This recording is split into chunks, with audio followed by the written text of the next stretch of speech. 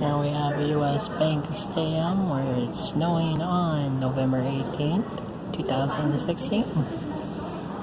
We have the skyway system where fans can go to the stadium from this parking garage, which is called Fleet Farm Parking Garage.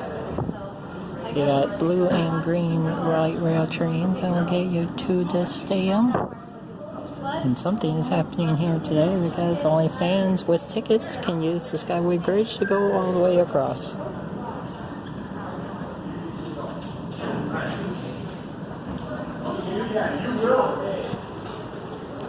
Otherwise, fans that do not got tickets have to go all the way across the street to a ticket booth over there and then somewhere else to come back around.